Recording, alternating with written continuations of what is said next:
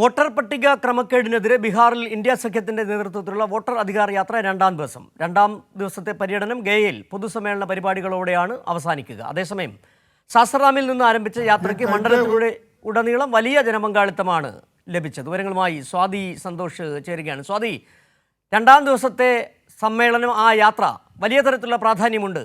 അത് ഇപ്പോൾ മുഖ്യ തെരഞ്ഞെടുപ്പ് കമ്മീഷണറെ ഇംപീച്ച് ചെയ്യാനുള്ള നീക്കവുമായി ഇന്ത്യ സഖ്യം മുന്നോട്ട് വരുന്ന സാഹചര്യം കൂടി. ഇന്നലെ യാത്ര തുടങ്ങിയതിനേക്കാൾ കൂടുതൽ സങ്കീർണമാവുകയാണ് ഇന്നത്തെ സാഹചര്യം. വോട്ടർ പട്ടിക ക്രമക്കേടിനെതിരെ ബീഹാറിൽ ഇന്ത്യ സഖ്യത്തിന്റെ നേതൃത്വത്തിലുള്ള വോട്ടർ അധികാർ യാത്ര രണ്ടാം ദിവസത്തിലേക്ക് കടന്നു. രണ്ടാം ദിവസത്തെ പര്യടനം ഗയയിൽ പൊതുസമ്മേളന പരിപാടികളോടെയാണ് അവസാനിക്കുക. അതേസമയം സസറാമിൽ നിന്ന് ആരംഭിച്ച യാത്രയ്ക്ക് മണ്ഡലത്തിലുടനീളം വലിയ ജനപങ്കാളിത്തമാണ് ലഭിച്ചത്. ഈ വോട്ടർ അധികാർ യാത്ര രണ്ടാം ദിവസത്തിലേക്ക് കടക്കുന്ന സാഹചര്യത്തിലാണ് ഇന്ന് ജ്ഞാനേഷ് കുമാർ മുഖ്യ തെരഞ്ഞെടുപ്പ് കമ്മീഷണർക്കെതിരെ ഇംപീച്ച്മെന്റ് നീക്കം ഇന്ത്യ സഖ്യം ആരംഭിക്കുകയും ചെയ്തത്.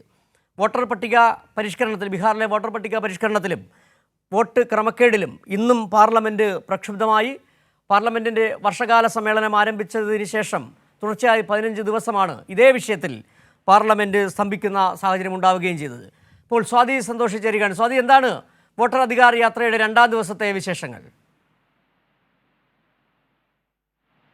സിജു, ഈ വോട്ടർ പട്ടിക ക്രമക്കേടുമായി ബന്ധപ്പെട്ട വലിയ ആക്ഷേപം തെരഞ്ഞെടുപ്പ് കമ്മീഷനെതിരെ ഉയർന്ന സാഹചര്യത്തിലാണ് ഇപ്പോൾ പ്രതിപക്ഷ ഇന്ത്യ ബ്ലോക്കിന്റെ നേതൃത്വത്തിൽ ബീഹാറിലൊട്ടാകെ വോട്ടർ അധികാർ യാത്ര പുരോഗമിച്ചുകൊണ്ടിരിക്കുന്നത്. രണ്ടാം ദിനവും വിവിധ കേന്ദ്രങ്ങളിലേക്ക് ജാഥ എത്തുമ്പോൾ വലിയ ജനപങ്കാളിത്തം ഓരോ മണ്ഡലങ്ങൾ കേന്ദ്രീകരിച്ചും ഉണ്ട് എന്നുള്ളതാണ്. 20 ജില്ലകളിലായാണ് ഈ യാത്ര പുരോഗമിക്കുന്നത്.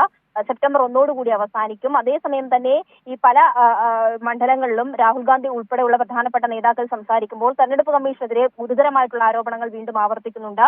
ബീഹാർ വോട്ടർ പട്ടികയിലെ SIR പ്രക്രിയയിലെ ക്രമക്കേടുകൾ, അതോടൊപ്പം തന്നെ കർണാടക ഉൾപ്പെടെ നടന്നിട്ടുള്ള വ്യാജ വോട്ട് സംബന്ധിച്ച വിഷയങ്ങൾ എല്ലാം തന്നെയും വീണ്ടും ആവർത്തിച്ചുകൊണ്ടിരിക്കുകയാണ്. അതോടൊപ്പം കടുത്ത വിമർശനങ്ങളും കുറ്റപ്പെടുത്തലുകളും തെരഞ്ഞെടുപ്പ് കമ്മീഷനെതിരെ ഉയരുന്നു. ഇതുവരെയും ഇത് സംബന്ധിച്ച് ഒരു മറുപടി നൽകാൻ തയ്യാറായില്ല എന്നുള്ള പരാമർശം കൂടി രാഹുൽ ഗാന്ധി അഭിസംബോധന ചെയ്യുകയും നടത്തിയിട്ടുണ്ട്.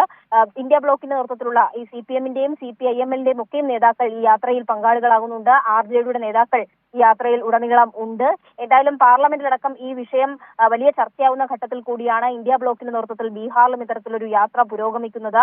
തെരഞ്ഞെടുപ്പ് കമ്മീഷൻ ഈ വിഷയത്തിൽ ഉത്തരം പറയണം എന്നുള്ളത് തന്നെയാണ് ഇന്ത്യ സഖ്യം ആവശ്യപ്പെടുന്നത്. അതോടൊപ്പം തന്നെ ഇത് ജനങ്ങൾക്കിടയിൽ സംവദിക്കുവാനാണ് ഈ യാത്ര ഇപ്പോൾ നടത്തുന്നത്.